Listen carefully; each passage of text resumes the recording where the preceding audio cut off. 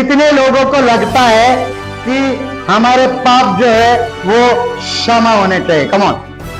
तो हम लोग जाने अनजाने में, वचन मालूम होने के बावजूद, परमेश्वर मालूम होने के बावजूद, परमेश्वर के वचनों को जानने के बावजूद, जाने अनजाने में, कभी कभी जानबूझकर, हमें पता है ये पाप है, इसका गहरा असर होने वाला है, फिर भी हम लोग करते हैं। और कुछ कुछ ऐसे पाप होते जो अनजाने में हो जाते हैं, मतलब हो गया भाई गलती से। तो अनजाने पाप का जल्दी क्या होता है, पश्चाताप भी जल्दी आ जाता है की चुकून झालं देवा। पण जाणून बुजून केलेला पाप लवकर काय त्याच्यातून सुटू वाटत, त्याच्यातून निघू वाटत नाही आम्हाला त्याच्यातच। तो अगर हम परमेश्वर के जन हैं, परमेश्वर का वचन हमें मालूम है, और यदि सच में परमेश्वर आपको किसी को भी बात करता है वचनों के द्वारा, जब आप प्रभु के भवन में वचनों को सुनते हो, यदि घर में आप बाइबल को पढ़ते हो, यदि प्रार्थना में जब आप परमेश्वर के सामने बैठते हो, तो एक धीमी सी आवाज आती है हमारे दिल में, हमारे कानों में, हमारे दिमाग में, एक परमेश्वर, एक उसकी धीमी सी वाणी, धीमी सी आवाज या धीमी सी बात हमारे मन में डाल देता है कि तू पापी है, इस पाप का पश्चाताप कर, या ये तेरे अंदर जो कमी है या घटी है या जो पाप है उसको तू क्या कर, हटा दे, निकाल के दे तेरे जीवन से। तो यदि आप ईमानदार है तो वो बात को आप स्वीकारेंगे, आप तुरंत पश्चाताप के लिए तैयार हो जाएंगे। आप तुरंत नहीं बाबा मुझे नहीं करना है, ये प्रभु की बात है, प्रभु मुझे क्षमा कर, उसके लिए तयार हो जाएंगे। लेकिन अगर आप आपल्या मराठीत म्हणतात रगील लेकरू, जर का तुम्ही रगील लेकरू आहात, कोटग लेकरू, तर काय होईल, तो मी नव्हेच, म्हणजे मी नहीं तो, मतलब प्रभु बात कर रहा है, वचन बात कर रहा है, पण आम्ही असं म्हणायचं की तो मी नाही। त्याला रगील लेकरू म्हणतात, त्याला कोटग लेकरू म्हणतात। त्याला पापापासून फिरायचं नाही, पश्चाताप करायचा नाही, देवाचं वचन पाळायचं नाही, आणि मग तो त्याच्यामध्येच वाहवत जातो। डुबकी लगाई रे बाबा यर्दन नदी में, उड्यावर उड्या नामाने तर 7च उड्या झाल्या, तुमचे चेहरे असे फुलून येते, 7च उड्या झाल्या म्हणल्यावर मग आमच्या उड्या किती। तो अगर हमको लगता है कि हमें पापों की क्षमा मिलनी चाहिए, हमें क्यों मिलनी चाहिए पापों की क्षमा? जर आपले पाप क्षमा झाले तर ऑटोमॅटिक देव, कारण देव पापी लोकांना आशीर्वाद देत नहीं। जब हमारा देव माहिती नसतो, जब हमको परमेश्वर मालूम नहीं रहता, जब हम संसार में रहते, परमेश्वर से अलग रहते, और तब हम पापी होते, वो पाप के कारण हमारे जीवन में समस्याएं आती है, फिर हम रोते हुए प्रभु के पास आते हैं, और हमारा रोना, हमारा क्या कहेंगे, हमारा दुख, हमारी परेशानियों को देख के प्रभु हमारे ऊपर दया करता है, हम टूट जाते, हम प्रभु से क्षमा मांगते। तो जब हम प्रभु से क्षमा मांगते तो प्रभु हमें क्षमा करता। जब हम हमारे पापों की क्षमा परमेश्वर करता है, तब हमारे लिए आशीष के रास्ते जो है वो खुल जाते हैं। समजते का सगळ्यांना?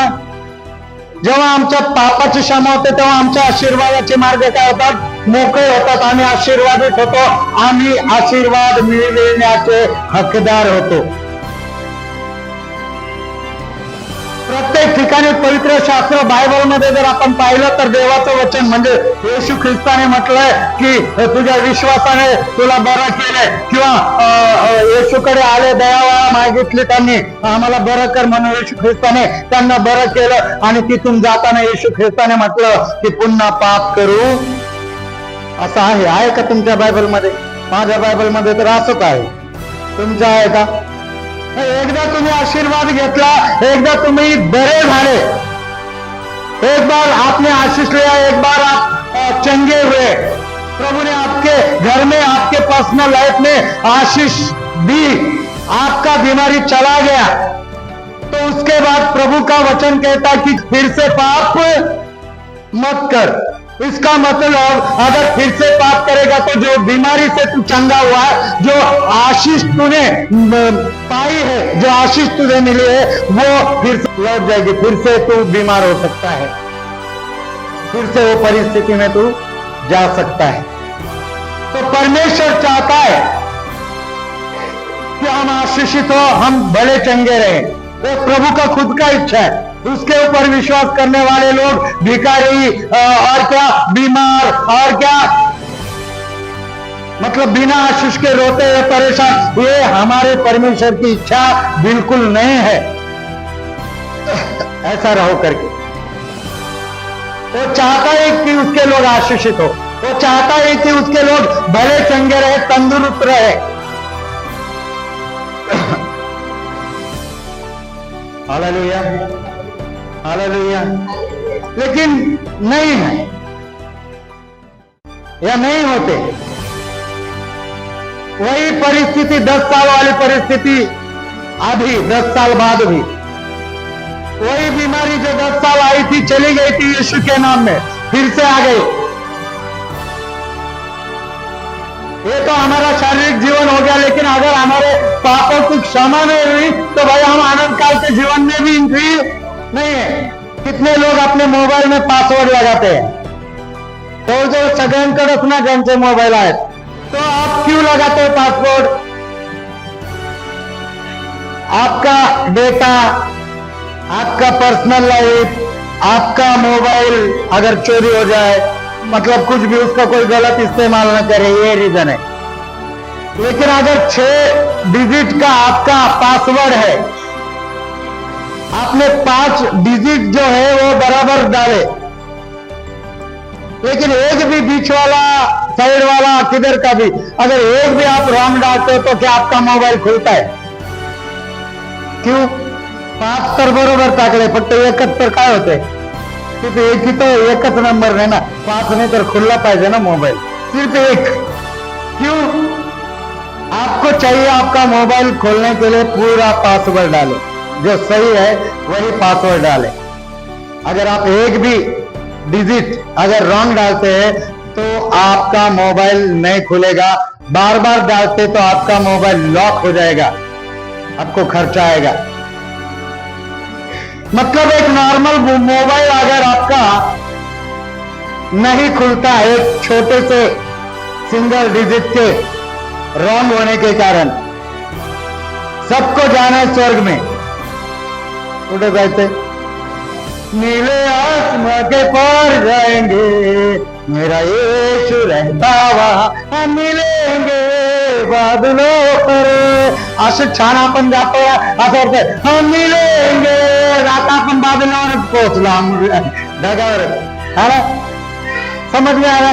आणि गीत गाताना हम मिलेंगे बादलों पर, देखेगा सारा जहां, नीले आसमां के पार जाएंगे। इथे तुमच्या मोबाईलचा पासवर्ड एका अंकाने चुकला तर तो खुला ना, तुला निळ्या आसमानच्या पलीकडे जायचे का? त्याला डुबकी लागायची रे बाबा। हा, शक्य है क्या ते? मतलब 100 पाप लेकर घूम रहे, 100 पाप हम हमारे जीवन में पा रहे, 100 पापों के हम गुलाम हैं। हम आसानी से यूं ही अपने लोगों को झूठ बोलते हैं। कोई पैसों के लिए बोलता है, कोई अपने फायदे के लिए बोलता है, कोई किसी को फंसाने के लिए बोलता है, कोई किसी को बर्बाद करने के लिए बोलता है। 100 झूठ आसानी से किसी को फंसा देते 100 बार, किसी के नुकसान का प्लान करते 100 बार, त्याचं चांगलं नाही झालं पाहिजे। आणि स्तुती गीत गाताना काय म्हणतो, नीले आसमां के पार जाएंगे, आणि कधी तिकीट काढलं? अरे याचा रॉंग पासवर्ड आहे, याचा काय कोणता आकाश? हा, रॉंग पासवर्ड आहे। आणि गाणं म्हणते हम मिलेंगे बादलों पर,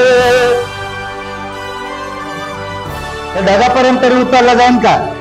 मग कुठे जाईल? इथंच राहील. तो हमें शारीरिक आशीष, और जब यीशु मसीह बादलों पर आएगा तब यदि हमें नीले आसमान के पार जाना है, हम मिलेंगे बादलों पर. अगर मिलना है तो हमें ये जरूरी है कि हमें हमारे पापों की क्षमा मिलनी चाहिए, हमारे अपराध ढक देने चाहिए, ढकने चाहिए, हमारे पापों का हिसाब लेखा जोखा लेना बंद करना चाहिए, मतलब वो नहीं होना चाहिए. तो कितने लोग चाहते हैं कि आपके पाप क्षमा हो जाए? हालेलुया. सब लोग चाहते हैं हमारे पाप क्षमा हो जाए. सब लोगों को चाहिए कि प्रभु हमारे पापों को भूल जाए, क्षमा कर दे और हमें आशीषित करे और हमें अनंत काल के जीवन का हकदार करे. सबको चाहिए. तो आपको एक, आपके पाप यदि बहुत गंदे हैं, यदि बहुत गहरे हैं, यदि आपको सही में लगता है कि यार मैंने परमेश्वर के विरोध में पाप किया, मैं उसमें से नहीं निकाल रहा हूं, तो आज आपके लिए एक वचन है सुंदर सा. मैं आशा करता हूं कि वो वचन हम सबको एक आशा देगा, वो पाप में से निकालेगा और हमारे अपराधों को क्षमा करे. जैसे ही आप आपके अपराधों की क्षमा पाते हो, जैसे आप आपके पापों की क्षमा पाते हो, वही समय आपके आशीष का होता है. कुठे हिंडल्याने आशीर्वाद मिळत नाही, डोंगर चढल्याने किंवा कोणता नवस केल्याने आशीर्वाद मिळत नाही.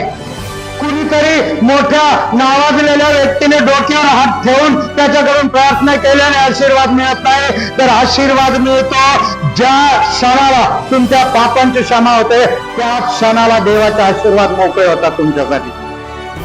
ना हात जोडायची गरज, ना कोणाला प्रार्थना रिक्वेस्ट पाठवायची गरज, ना कुठेतरी कोणाला तरी प्रार्थनेसाठी शोधायची, धावत पळायची काहीच गरज नाही. जिथे आहात तिथं देवबाप तुम्हाला आशीर्वादित करणार. Hallelujah, hallelujah. तो हम पढ़ेंगे याकूब, उसका जल्दी पढ़ेंगे 5:20. तर पापी माणसाला त्याच्या चुकलेल्या मार्गापासून जो फिरवतो तो त्याचा जीव मरणापासून वाचवेल व पापाची रात झाकील. हे ध्यानात.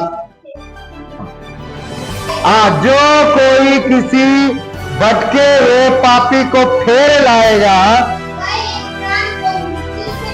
वो प्राण को मृत्यु से बचाएगा और अनेक पापों पर पर्दा डालेगा. अगर आपके पापों पर पर्दा डालना ना, तो जो कोई किसी भटके हुए फेर लाएगा, तो आप मृत्यु से बचोगे. मतलब जो दूसरा मृत्यु है, नरक वाला मृत्यु है, पहले तो आप उसमें से भी बचोगे और आपके पापों पर पर्दा डाला जाएगा. पर्दा डालेगा मतलब आपके पाप क्षमा हो जाएंगे, वो खुले में नहीं लाएगा. प्रभु ने वो पाप क्षमा कर दिए. तो आप यदि चाहते हो कि प्रभु आपके पापों पर पर्दा डाले, आप यदि चाहते हो कि आपके पाप परमेश्वर क्षमा करे, आप यदि चाहते हो कि आपके पापों का हिसाब ना हो, तो बहुत कोई पहाड़ों पे नहीं जा रहा है उल्टे पैर, कोंबडं बकरं काही कापायचं नाही, कुठल्या प्रकारचा नवस करायचा नाही. तो क्या करना है? यदि कोई सच्चाई से मुंह मोड़ लिया है, सच्चाई से फिरा है, मतलब सच्चाई से मतलब कहां से फिरना? मतलब जो प्रभु में था, जो बहन प्रभु में थी, जो भाई प्रभु में था, उनको परमेश्वर का वचन मालूम है, उन्होंने परमेश्वर की आशीष पाई है, उन्होंने परमेश्वर के स्वाद को चखा है, प्रभु के अनुभव को लिया है, वो प्रभु के भवन में हमारे साथ बैठे हैं. यदि वो परमेश्वर से मुंह फेरे, यदि वो परमेश्वर से दूर चले जाए, और यदि आप उनको समझा बुझा के आप उनको फिर से जाकर बताएं और वो अपने पापों को छोड़कर यदि फिर से प्रभु की ओर लौटे, तो प्रभु आपके पापों की क्षमा करें. एखादा व्यक्ती देवापासून दूर झाला आणि जर त्याला तुम्ही तुमच्याद्वारे जर का प्रभूकडे पुन्हा जर आला आणि तो तुमच्या म्हणजे आराधनेला जर का पुन्हा देवामध्ये आला तर देव तुमच्या अख्ख्या पापांची क्षमा करणारा देव। तो आप यदि किसी ऐसे व्यक्ति को फिर से प्रभु में लाते हो जो ऑलरेडी प्रभु में था लेकिन अभी दूर हो गया, अगर उसको आप प्रभु में लाते हो फिर से, तो लिखा है मराठीमध्ये खूप छान लिहिली ती लाईन, मरणापासून वाचविलो पापाची रास झाकील। मराठी में रास झाकील म्हणजे ती रास अशी थोडी थोडकी नसते आणि ती रास तुम्हाला मुंबईत पाहायला मिळणार नाही, मिळेल पण ती शोधावी लागेल जास्त, गावी सहज मिळेल। किसी की अगर बहुत ज्यादा खेती है और उनका धान उन्होंने निकाला है खेती में से और बहुत सारा अनाज उनको उत्पन्न हुआ इस खेती में से, तो एक बढ़िया सा गोडाउन बोलेंगे हम लोग जो इधर की भाषा में, शेड बांधतात, काय बोलतात, शेड, लाकडाचं याचं त्याचं एक गोदामासारखं, आणि त्याच्यामध्ये ते धान्य त्या गोदामामध्ये साठवतात, सुरक्षित सांभाळतात, तर ते तुमच्या डोक्यावर ह्या भिंतीपर्यंत जाईल इतकं मोठं ते, म्हणजे ते धान्याची रास म्हणतात त्याला असते आणि लांब लचक असते ते गोडाऊन भरून। मतलब इतने पापों को प्रभु क्षमा करेगा बोलतोय देवाचं। पापाची रास झाकेल म्हणजे कसल्याही प्रकारचं पाप असेल तर एका पाप्याला जर का तुम्ही देवामध्ये परत आणलं तर देव बाप तुमच्या पापाची रास झाकणारा देव आहे। मतलब सुसमाचार में इतना दम है, मतलब एक पापी को प्रभु के पास लाने में इतना दम है कि वो आपके सारे पापों को प्रभु क्षमा करने के लिए तैयार है। एक प्रभु से दूर हुआ व्यक्ति को फिर से लाने में इतना दम है कि वो आपके सारे अपराधों को परमेश्वर भूल जाता है, आपके उस पापों पर पर्दा डालता है। और जब पर्दा डाला जाएगा, जेव्हा पापाची रास तुमची झाकली जाईल त्याच तो दिवस तोच क्षण तुमच्या आशीर्वादाचा क्षण असेल। मग तुम्हाला मागायची गरज नाही लागणार, ह्याला त्याला बोलण्याची गरज नाही। तुमच्या बापाला माहिती आहे की मागण्याच्या आधीच की तुम्हाला काय पाहिजे, जर तुम्ही त्याच्या वचनाप्रमाणे चाललात तर तो तुम्हाला सारे आशीर्वादाने आशीर्वादित करणारा तो तुमचा आणि माझा देव आहे। आप परमेश्वर के वचन को समझो, आप परमेश्वर के वचन को ठीक से क्या करो, मनन करो, परमेश्वर के वचन को जानो परखो। आपको कहीं कुछ ढूंढने की जरूरत नहीं पड़ेगी, यहीं पर परमेश्वर ने खजाना रखा है, हमारे पास रखा है, हमारे अपने आप में रखा है। माहिती आहे का तुम्हाला? हा, करंतीच्या पुस्तकात म्हटलं परमेश्वराने देवाने मातीच्या भांड्यामध्ये सारं धन ठेवलंय, खजिना ठेवलाय। माहिती आहे का? कधी बोलला असेल, ऐकला असेल तुम्ही, मातीच्या भांड्यामध्ये देवाने खजिना ठेवला, धन रखायला लिखाय। देवाचं वचन आपल्याला सांगतं की मातीच्या भांड्यामध्ये देवाने खजिना ठेवला आहे, तो खजिना आपल्याला वापरता आला पाहिजे।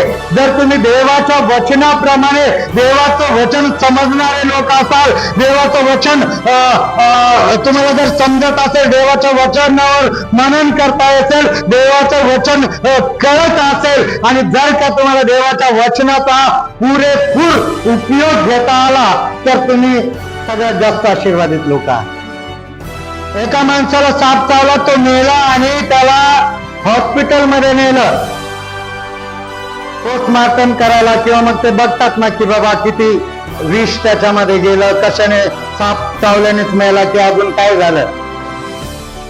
तर जेव्हा त्याचं पोस्टमार्टम झालं, जेव्हा त्याचं जे काही डॉक्टर करायचं ते केलं असेल, चेकअप केलं, तेव्हा त्या रिपोर्ट मध्ये डॉक्टरला असं मिळालं की जो माणूस साप चावल्याने मेला त्याच्यामध्ये विष नाही, त्याच्या शरीरात विष, मग तो मेला कशाने? मन जो है ते आमच्या मेंदूमध्ये, तो हम लोगों को मालूम है स्टडी के हिसाब से, हमारे ज्ञान के हिसाब से, वचन के हिसाब से, डॉक्टर के हिसाब से कि आमच्या डोक्यामध्ये एक ऐसा मेंदू है। तो मैंने लास्ट टाइम बताया था कि हमारा मेंदू हमारे पूरे शरीर का कंट्रोल करता है। जो हमारे मेंदू में, जे आमच्या मेंदू मध्ये चालतं ते मेंदू पूर्ण शरीराला सूचना देतं आणि मग जसं तो त्या माणसामध्ये और अंदर जहर नहीं मिला, लेकिन जैसे उसने देखा कि सांप ने काटा, वो डर के उसके मेंदू में जो क्रिया हुआ डर, तो मेंदू ने सारे शरीर को तुरंत सिग्नल भेजा कि तू मरने वाला है। जैसे ही मेंदू ने सिग्नल भेजा तो सारे बॉडी ने आज्ञा पालन करना शुरू किया। मेंदू काय करते, बॉडी काय करते, तुमच्या मेंदूचं आज्ञा पालन करायला सुरुवात करते। ज्या सूचना तुम्ही बॉडीला करणार त्या सूचना ते फॉलो करणार। तुमचा मेंदू सूचना देणार, आज्ञा देणार आणि बॉडी तसं करायला लागणार। फॉर एक्झाम्पल सांगायचं तर काय, समजा तुमच्या घरात 2 लोक आहेत, 3 लोक आहेत, 4 लोक आहेत, त्याच्यातले 2 म्हणतात आज आपल्याला चर्चला जायचं, आणि त्याच्यातला एक चिना म्हणतो की माझं मन नाही, तू म्हणतो नाही आज जायचंय, तो म्हणतो माझं मन नाही आणि मी काही येणार नाही। मग त्याच्या मनाने ठरवलं, त्याच्या मेंदूने त्याच्या बॉडीला सगळ्या सिग्नल देऊन टाकले की मी काही आज येणार। मग तुम्ही भांडणं करा, धोपट्या टाका, त्याने काय केलं सूचना। तर ज्या सूचना तुम्ही तुमच्या बॉडीला देणार त्या प्रकारे बॉडी तसा असर तुमच्या जीवनात करणार। त्या माणसाला साप चावला, जहर मिळालं नाही, पण तो त्याच्या मेंदूने जे त्याच्या बॉडीला सूचना दिल्या, साप चावला आता तू मरणार म्हणून तो मेला। एका व्यक्तीचा ऍक्सिडेंट झाला सायकलवर, खूप मार लागला त्याला, गरीब होता, तेवढं तो ट्रीटमेंट नाही करू शकला, घरी त्याला डॉक्टरने पाठवलं बिना इलाजाचं। त्याने ही गोष्ट ऐकली होती की आपल्या मेंदूतून ज्या सूचना आपण आपल्या बॉडीला द्याल त्या सूचना बॉडी काय करते, फॉलो करते। त्याने रोज बोलायला त्याने रोज आपल्या बॉडीला बोलायला चालू केलं की तू बरा आहेस, तू बरा आहेस, तू बरा होत आहेस। रोज 90 दिवसात तो बिना गोळ्या औषधाचा तो माणूस बरा झाला घरी, आणि हा माणूस एका झटकेत मेला। समझ में आ रहा है आपको? तो आप आपके शारीरिक क्षेत्र में बीमार है, आप आपके फाइनेंशियल में बीमार है, मतलब आपकी वो लेवल कंडीशन खराब है, आपका घर में शांति नहीं है, जो भी प्रॉब्लम से क्रिएट करे तो आप उसके ऊपर वो अपने दिमाग को, अपने मेंदू को ये सूचना दो कि मैं भला चंगा हूं, मैं आशीषित हूं, मेरे जीवन में बरकतें हैं। तो इस तरह से आप आशीषित होंगे, इस तरह से आप भले चंगे रहेंगे, इससे आप फाइनेंशियल आशीषों को पाओगे जब आप परमेश्वर के वचन के अनुसार अपने आप को परमेश्वर के प्रति समर्पित करोगे। परमेश्वर के वचनों को अपने जीवन में काम करने दो। तो एक पापी यदि पाप करता है, वो प्रभु से दूर हो जाता है, तो आप आपके दिमाग को, आपके माइंड को यूज करो, उसको किस तरह से प्रभु में फिर से लाया जाए, किस तरह से फिर से मुड़े और प्रभु की ओर आए। यदि आप उसको पापों से मोड़कर प्रभु की ओर लेकर आते हो तो यकीन मानो तुमच्या पापाची रास देवबाप ठाकल्याशिवाय राहत नाही। तुमचे एवढे मोठे पाप देवबाप क्षमा करणार, आणि सांगायची गरज नाही पुन्हा पुन्हा तेच की एकदा का तुमच्या पापांची क्षमा झाली तर मग तुम्हाला काय आशीर्वादाची मागायची आणि त्याची कमी होणार आहे का? फिर क्या करना है?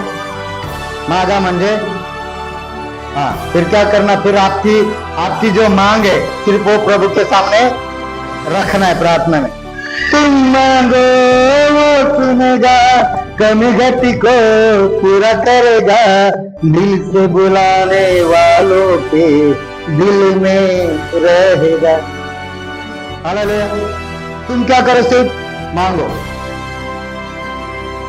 हात रक्ताळलेले मर्डर केला, खून, पापी, आणि आम्ही म्हणतो की देव काही देत नाही. इथं या चिम्या गोण्याची प्रार्थना काही लागू होत नाही. आम्ही दुसऱ्या चिम्या पाहतो. अरे तिकडं पापाचेच हात घेऊन जाणार आहेत. कुठेही गेला तर कोणते हात घेऊन जाणार आहे? हा, बंद कर रहा हूं मैं एक उदाहरण देने के बाद. एका घरात खूप सारे भांडणं होत होते, खूप लढाई झगडा होत होता. त्यांनी असा विचार केला त्या घरातील लोकांनी की आपण घर बदलू, म्हणजे तिकडे गेल्यावर आपले भांडण होणार नाही, घरात शांती राहील. म्हणून त्यांनी काय केलं, घर बदली केलं. तिकडे ते राहायला गेले आणि त्याच दिवशी भांडणं झाले आणि भांडणं काही बंद झाले नाही. तर काय कारण? अरे उन्होंने घर बदला लेकिन खुद का स्वभाव नहीं बदला. तो यही हिसाब है प्रभु के पास. आप चर्च बदल सकते हैं बिल्कुल,